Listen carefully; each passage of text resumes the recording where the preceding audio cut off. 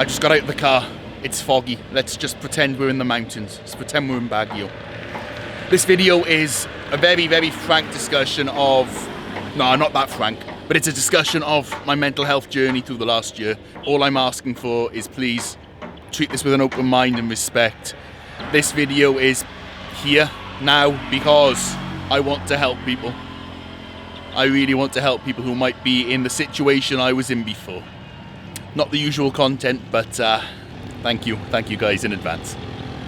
A year ago today, I almost died. I tried to take my own life. But today, I'm not going to dwell on that. I want to say, this is how I got out of it. This is what saved me. This is really there's a hole in the beach. This is really an inspiration for people who might be suffering like I was. So let's get on the road on one of my favourite routes. I'm going to go via Mati today, back to Davao. Let's do that. There was more up here earlier.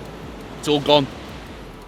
It's often forgotten that many of us suffer from poor mental health, so these are my words of support and inspiration.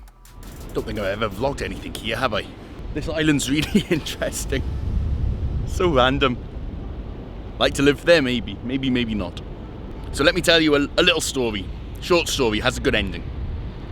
So October 21 last year, I was really, in my head, I felt like it's done.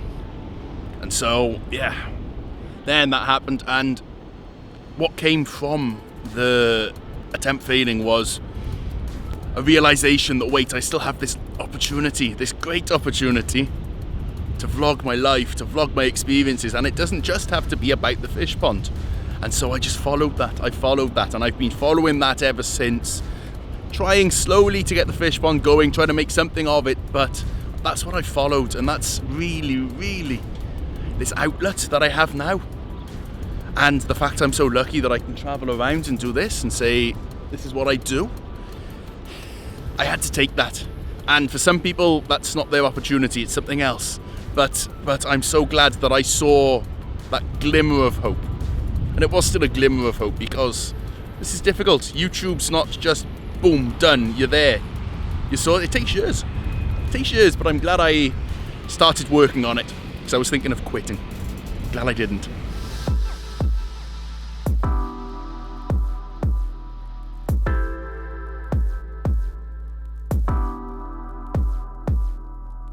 The San Luis stretch, I was gonna show you the whole thing, but then the GoPro, which I'm about to talk about, died. So after that was October 21. I just had a look at the dates of videos on my phone. I bought this camera, which I'm now using, GoPro 9, which was new at the time, and it does constantly have this problem of freezing, which the 7, which I was borrowing from Kulas for a while, and I'm very thankful for, didn't actually do that. It was the first time I'd really put any kind of investment into vlogging, and from there it kind of went from there. I kind of said, you know what, I don't just have to be that guy with the fish pond and the Bangus in Catil, because up to that point that's who I was, and people wanted to see so I thought I'll show other bits of my life, and I also want to say, well, I've been in the Philippines a few years, this is how I tell stories. Okay, and that's what I started doing too. Actually, with that beginnings, that's where I really want to do something, make something of it.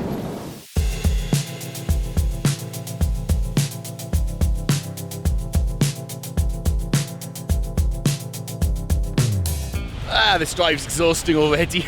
I haven't slept well. Where was I? October, got the GoPro. Carried on making a few videos. Then, of course, the disaster of the harvest happened, and at that point, I got my fish out, and I said, I need to get out of here, and I need to go home, and I need to get treated for this. My treatment was all online, but actually going back to the UK was a great idea, because it just kind of reset things. It's a journey. It's very much a journey. I kept dipping, coming back up, dipping again, back up again. It's been up and down and all over the blooming place. I mean, it's the same with doing this. It's up, down, it's all over it is. But I'm gonna go somewhere else where I can string a sentence together. I've forgotten how to speak.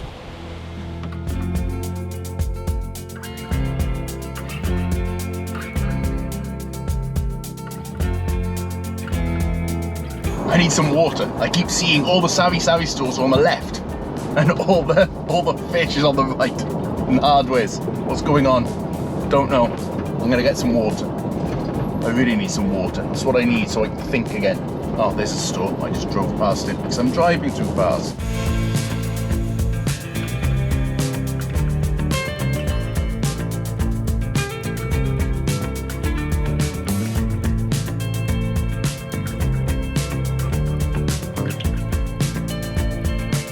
This is so bad. I couldn't find any savvy. Well, I could find savvy stores. I just drove quickly. Then I saw them. I'm past. And then I drove slowly to try to stop. And there's no savvy stores. Murphy's Law means I'm now at 7-Eleven. And I must look really, really arty.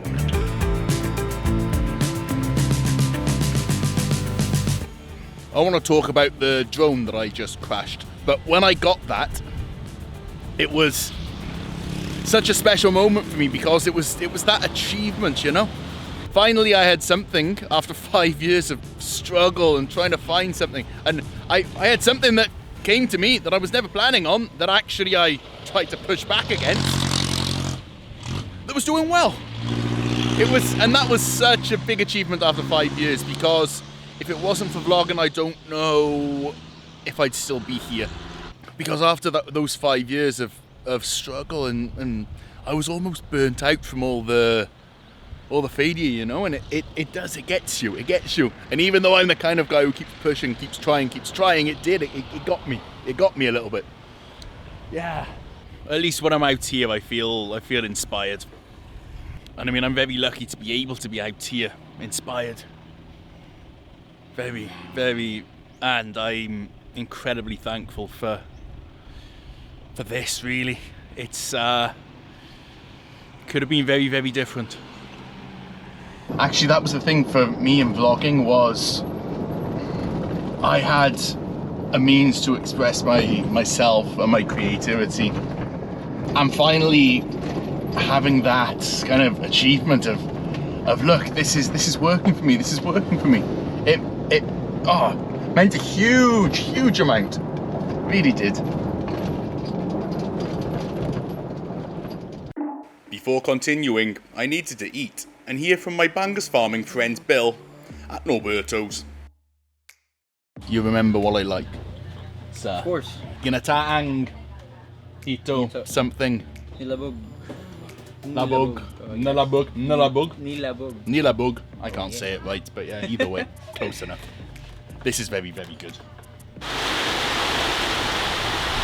Been doing marinated bangus, huh? I'm doing marinated bangus for quite a while now, because since I stopped selling fresh because of some problems with the buyer, and that is the reason why I switched to value added. How many kilos are you doing a week? 300 to 500 a week. Not bad. Marinated with, what do you marinate with? Vinegar, calamansi, salt, paminta. You know what paminta is? No. What? I have no idea what pimento is. Never heard of it. Pepper. Dancing with bangus, that's a bit weird. This is how I promote this stuff. It's like a Wawaween. You know what Wawaween is?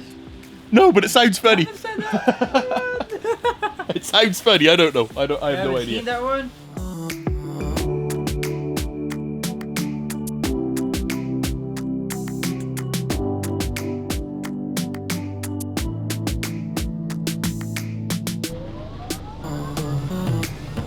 I keep thinking the rain's gonna stop, and then it never does it? It never ever does.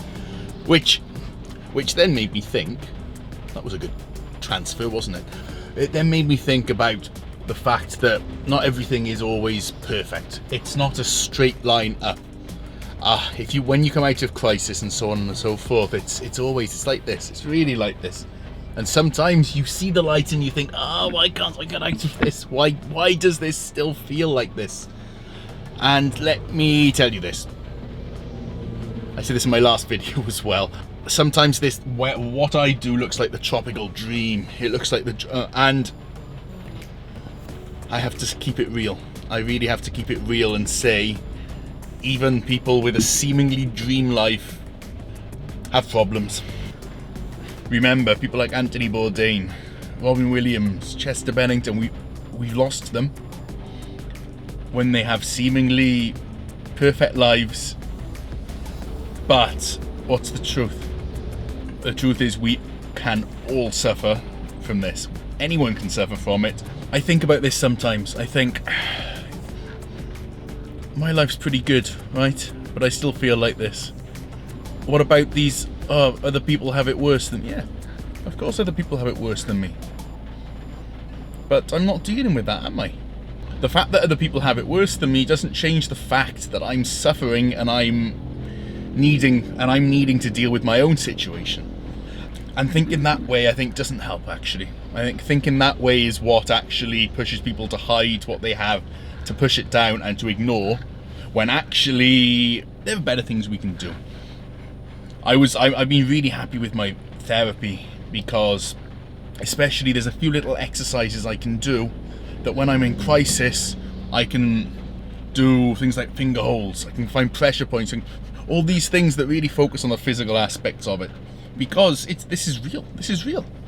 Because a lot of things say think positive, and I say don't use that all the time. Accept the situation you're in, and acceptance of my situation has been the number one thing that has helped me here. I don't need to think positive, negative about it. I just need to think this is the situation I'm in, and so I'll deal with it, and so I'll do something about it. That's been really, really important for me. So just some practical advice, and I find actually in the Philippines, Filipinos are fantastic at accepting their situation and just working within it. Being surrounded in that kind of environment has helped a lot, because I look around and I say, okay, what's the difference between me and them? They accept the situation they're in and they work with it. Me, I'm trying to be in a different situation, and that's not how the world works. So I'm going to sit here in the rain, away from the ocean, and let's just pretend. I'm glad I thought of that one. Right, there's something else. I've got to think of it now. I keep doing little things in different areas, half to keep the video interesting, and a little bit, and the other bit is because I can't think of more than 3 minutes of stuff in one go. So there we are. I bet the rain does end just after this. That's always the way, isn't it? Murphy's Law.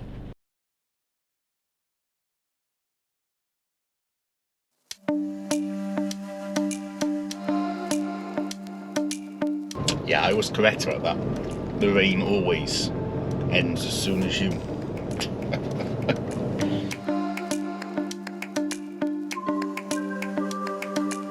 I'm just in this traffic jam. I'm resisting the urge to do what everyone else is doing and counterflowing on the left and turning. I'm going to go to a quieter road and say the rest of this, which I think is even more important. And this is probably the most important of all, actually. There's a stigma around mental health, and that makes it very, very difficult. So I'll talk about that there, not in a traffic jam.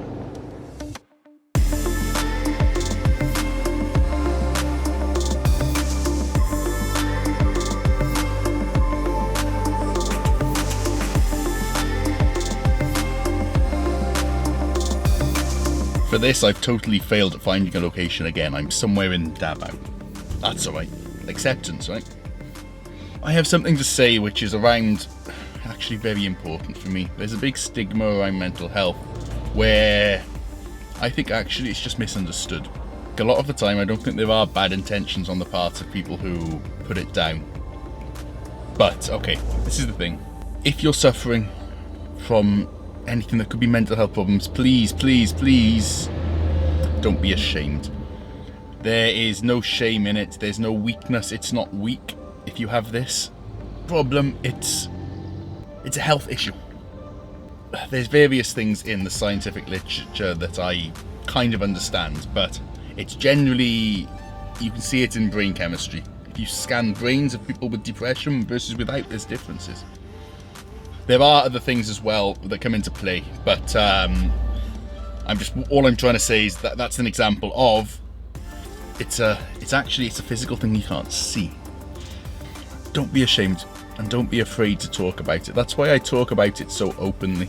And the other thing is to people who have friends, family who suffer from these problems or who tell you about these problems, as I said, it is a legitimate medical issue.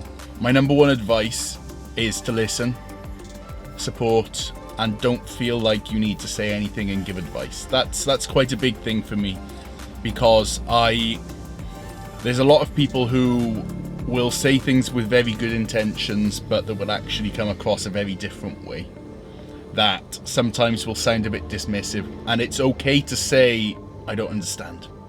It's okay to say, I don't understand this very well, but there are professionals who do.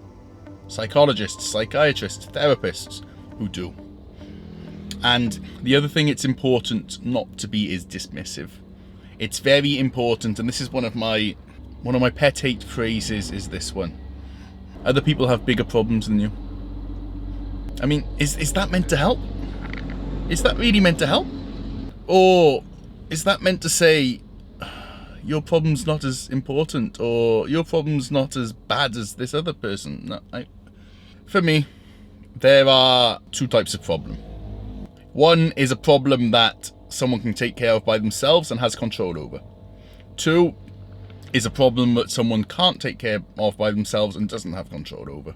I mean, look, the condition I have, 1 year ago today, nearly took my life.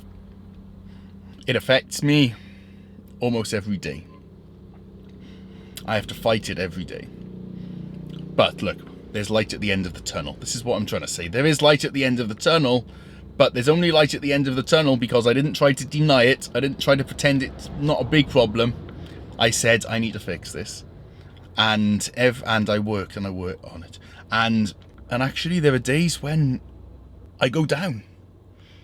I still have things that questions about my self-doubt and self-worth and so on. They're very, very difficult. And they take a long time because you have these thinking patterns that are so deeply ingrained.